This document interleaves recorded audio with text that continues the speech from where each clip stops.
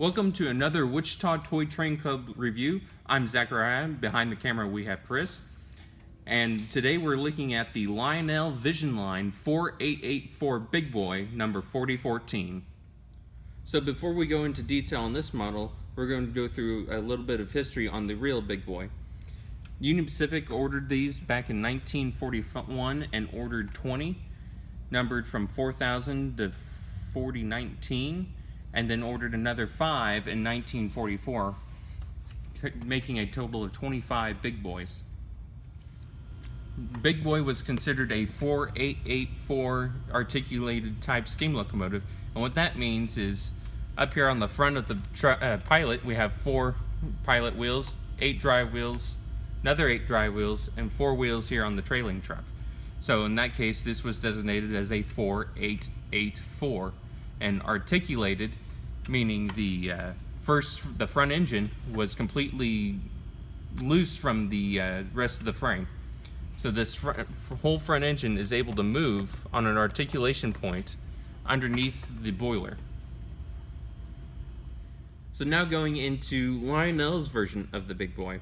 Lionel cataloged these in their 2014 signature catalog, and these shipped just in time for Christmas of 2014. Lionel had 7 different road numbers: 4004, 4005, 4006, 4012, 4014, 4017, and 4018. These are all existing Big Boys. They skipped 4023, probably because it is the second series of Big Boys, so there are a couple of different details they would have to retool for that one Big Boy, and just wouldn't have been cost prohibitive for them to do that. These were at an MSRP of $2,700, but if you went through a good Lionel dealer, you could get a pretty good discount on that retail price. Usually, if you pre-ordered these on time, most people got these for about $2,000. Now going into a couple of the features on Lionel's Big Boy. This was equipped with Lionel's Legacy Control System, meaning you can run it in line with Lionel's Legacy Control System, or with TMCC, or conventionally with just a transformer and some track. Obviously it is recommended to run this strictly with Legacy. Has 1 large flywheel motor, the depleting coal load feature, and 4 fan driven smoke units, along with all LED lights all around the locomotive. Now let's go ahead and take a closer look at this engine. Now looking on the front of the locomotive at the pilot, down here at the bottom we can see we have 2 air hoses with painted ends, and over here we have this piece that comes out and reveals a O-scale coupler, and that can be replaced with this dummy O-scale coupler, which can be used for double heading. Moving up we have a coupler cut bar, another little piece of bar there, some molded in details, our 4014 number plate, and our headlight. Now moving up here on the top of the pilot, we have a bar over here across our headlight, a couple of handrails over here on the pilot, and up here on the front of the boiler we have a nice handrail going across the front of the smoke box, 2 classification lights which are lighted, along with 2 marker lights again which are lighted, and we have a nice shiny bell here. And the front of the locomotive we can pop open, and we have a detailed interior. Here's a better look at what's on the inside of the smoke box. It's not a whole lot, but they did take the effort to go ahead and try to emulate that flue sheet back there in the back of the smoke box. So now going down the side of the locomotive, up here at front, looking on the side of the smoke box, we have 3 plates up here. Those are legible underneath a magnifying glass. Kind of hard to read, you just have to kind of get up close to it to read them. Down here at the bottom we have our first set of drivers on our first engine, and they look great when the engine's in operation. Up here we have a couple our throttle linkage heading up here to the smoke box, and our handrail going down the side of the boiler. Moving back on our second engine, again we have a bunch more valve gear and our oil lubricators and everything that you can see on the side of the locomotive. And back here starts a lot of the nice, really separately applied details, because we have all of this wonderful piping, and I know you can't see it very well being all black on black, but up in here we have a whole bunch of separately applied piping, again with some molded in details up here, and our handrail along with that throttle linkage again. So now moving back to the Firebox and Cab, again here's all those wonderful pipes. You can see a little bit better with that gray at the Firebox, but again you just kind of have to be here to kind of see all the wonderful piping Lionel's got on this. And obviously we have these two great big red handles, which I believe were for the dumping the ashtray in the gigantic Firebox. Again, as you can see, that Firebox is huge, and it does have the variable ashpan glow effect. So as the engine increases in speed, there's a red glow that starts in the back down here in the ashpan, and as it increases in speed, it intensifies. And then back here, this little port right here is our port for our steam blowdown effect, which we'll get into here in a little bit later. And over here on the side of the cab, we have our engineer figure and a bunch of our road numbers, number 4014, and a bunch of other specifications underneath that. So now looking back on top of the smoke box of the locomotive, up front here we have our twin smokestacks with our smoke unit down beneath, our separately applied whistle with a big gaping hole for our whistle steam smoke effect, along with a couple of hand-painted red valves that stand out on top of the smoke box, along with a number of separately applied piping and conduits. Along with up here you can see the contrast between our boiler black and our smoke box gray, and you can see how well Lionel did on this paint job. It looks fabulous. So now we're going to go a little bit more in depth on the main smoke unit on this locomotive. So this right here has one main smoke unit sitting underneath of it, but inside of that one unit there are two separate units. So on one side we have our batting and smoke element along with a fan, and on the other side again we have our element, batting, and a fan. And what that allows Lionel to do is right in here we can each stack goes with a separate engine. So if the front goes with the front engine, when the front engine exhausts, this goes, and when the rear engine exhausts, this goes. So what you get when you're going at a slow pace is you get puff, puff, puff, puff, instead of the one puff out of both stacks on most standard O-gauge engines. So there's that, and then along with that we have this smoke deflector that can sit on top of the smokestacks. But now when we set this on, Lionel has a magnet on there, which kind of helps hold it on there, but more importantly, clicks a relay that sits right up in here. And what that does is it shuts off this front stack and only turns on this rear stack. And that's what one thing Lionel found out in testing is when both of these were on with the smoke deflector, it got extremely hot up here and completely overheated the smoke units. So when you set this on here, underneath of that, only this rear unit's going. So instead of your puff, puff, puff, puff, puff, puff, everything goes puff, puff, puff, puff. But as soon as you take this back off, you go back to your puff, puff, puff, puff. Now granted, if you leave this on for a while and then you go back, you leave it on for a couple hours and come back around and take it off, this front unit's going to take a little bit of time to warm back up because it's been off that whole time. All of that smoke has been directed from this rear stack. So now we're going to go a little bit more in depth on the whistle. And there's not a whole lot to it, but again, this hole right here is where that smoke shoots out for the whistle steam smoke effect. And unfortunately, Lionel did use that great big hole on the past Vision Line engines. They had kept a hole underneath the whistle, which looked quite a bit better. And unfortunately, Lionel went with this different style. But nonetheless, this whistle here removes, so when you receive the engine, you will receive it without the whistle. And down here you have a little magnet along with a reciprocating magnet on the whistle, so that stays down there and won't come off unless you want it to. but this removes so you can more easily access that hole and add fluid to the smoke unit. Also, with your twin stacks, again, remember those are two completely separate units. So when you're adding fluid to those, you add fluid to both. So if you're filling both, you're adding 40 drops of smoke fluid. Or if you have your smoke deflector on, you're only adding to this rear unit. If you keep adding to that front unit, you're just going to keep flooding that front unit. Moving back on top of the boiler, up front here we have our first sand dome, or steam dome, a couple of pop-off valves that look wonderful, and a hand-painted red valve over here. So moving back, we have our rear sand dome, and this sand dome does pop off to reveal all our engine controls for the locomotive.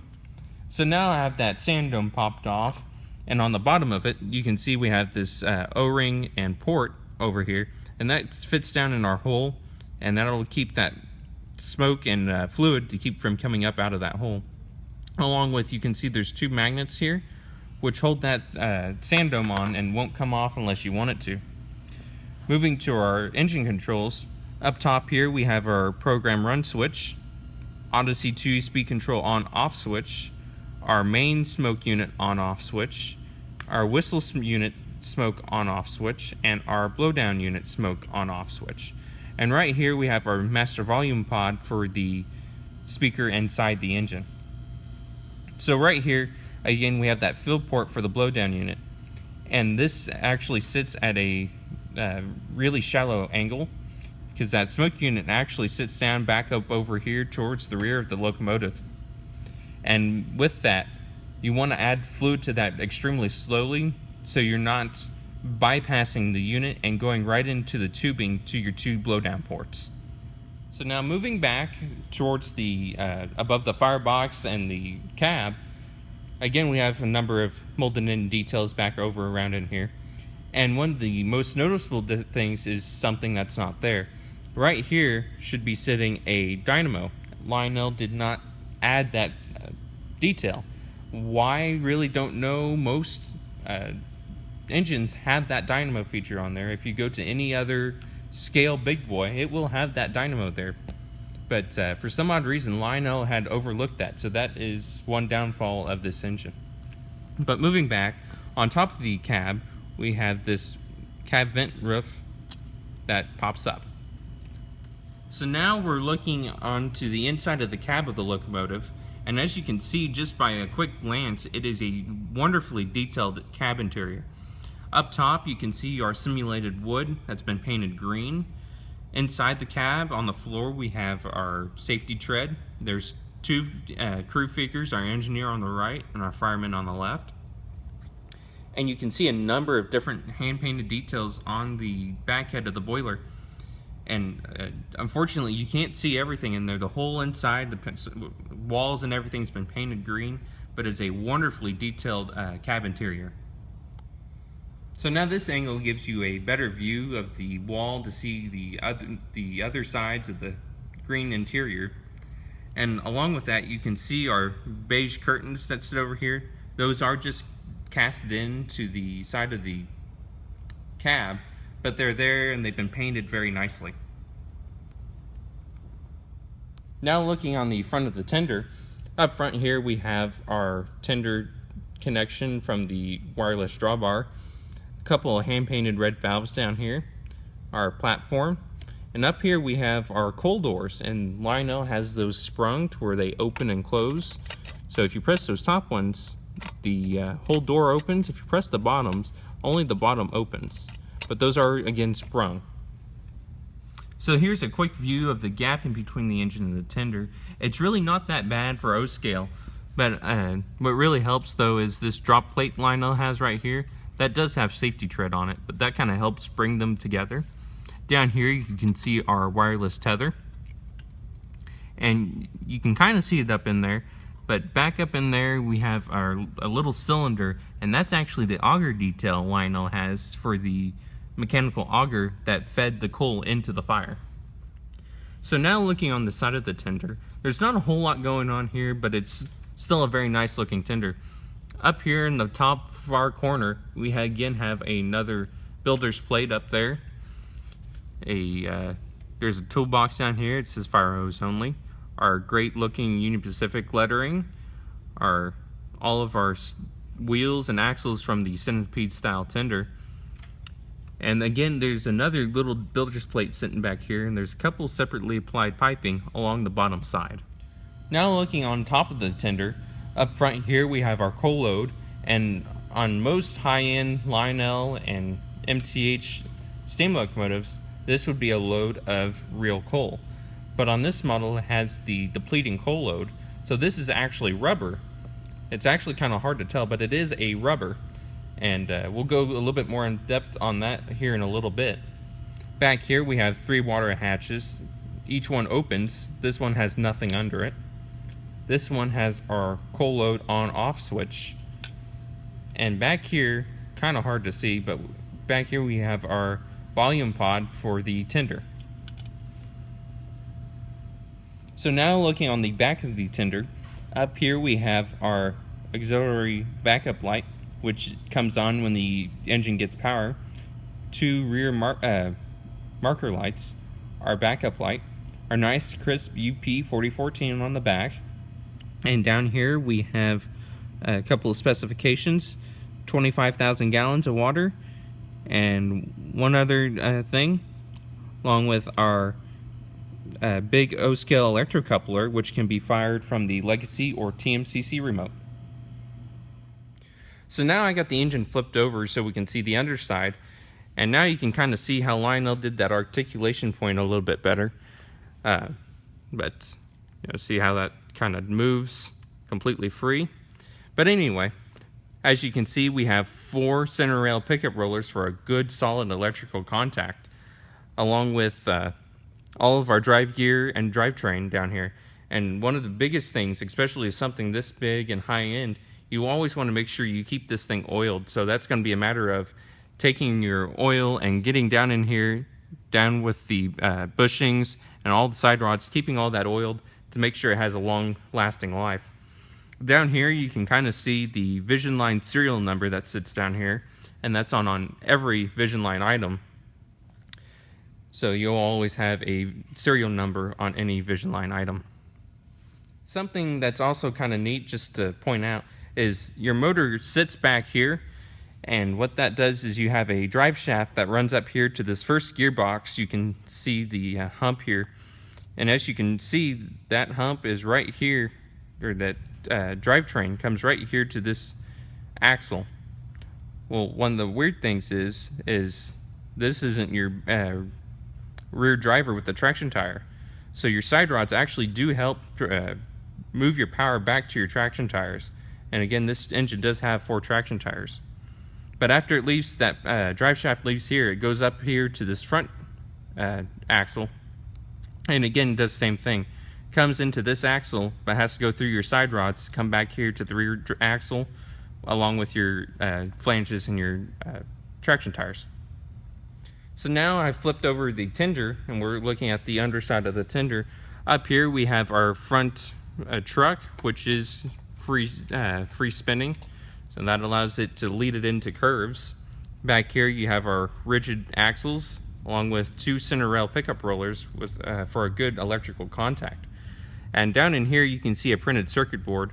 That there is your IR sensor for your LCS sensor track, which also comes with the big boy. So now obviously we have changed layouts because our normal Cohen layout cannot handle the curves that this locomotive needs. The minimum curve on this locomotive is 072, and I highly recommend sticking with that minimum curve. Worst, you'll probably get some really bad overhang, but more than likely the engine just won't operate on any smaller curves. So with that, we're going to go ahead and start this engine up. Union Pacific 4014, do you read me? Over. Roger that. Union Pacific 4014, I read you. Over. Start up and hold for track orders. Over. Yes, sir. Start up and stand by. Out.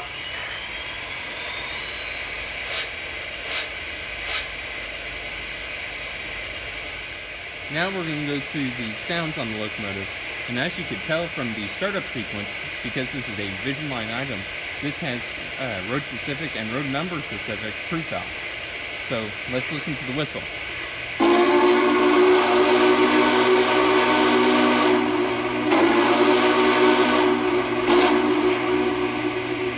And the bell.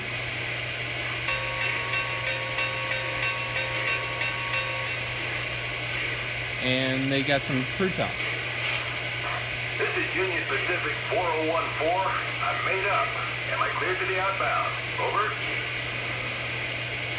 Negative 4014. Stand by for clearance. Over. Roger. Standing by. 4014 out. 4014. You are cleared outbound. Over. That's great. We're good to go. 4014 out.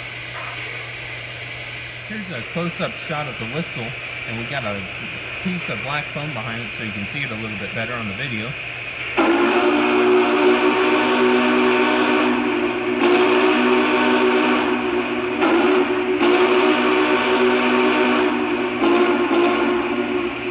And now we're back towards the cab of the locomotive, and here's a close-up shot of the blowdown effect.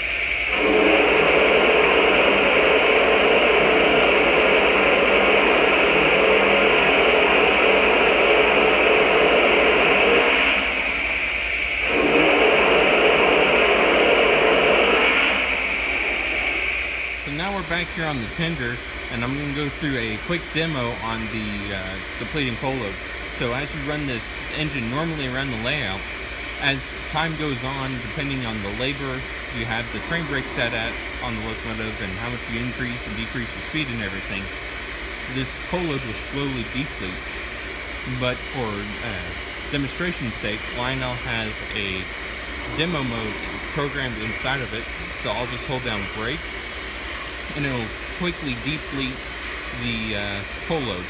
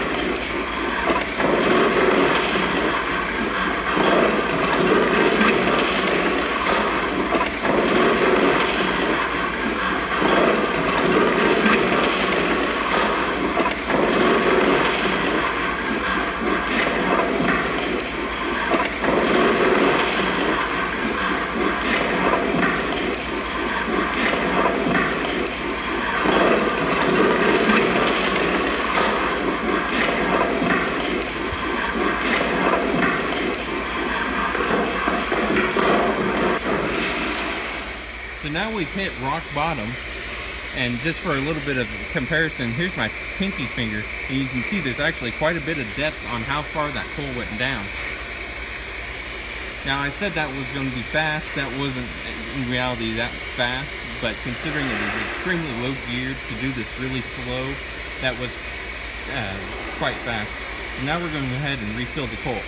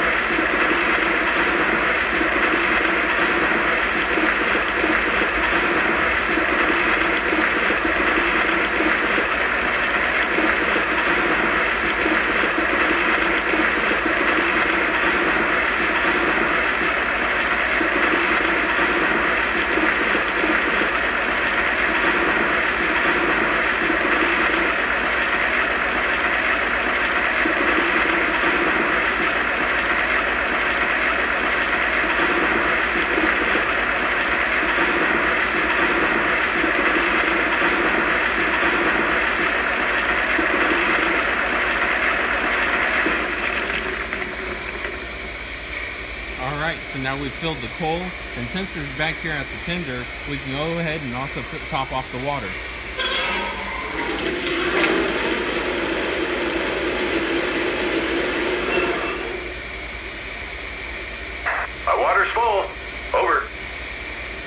that, 4014. Out. All right, now that we got the tender topped off with fuel and water, we can go ahead and pull her on out. All right, so we're going to take it for a quick loop around the layout. UP 4014, you are cleared onto the main. Over. Thank you much. Cleared outbound. 4014 out.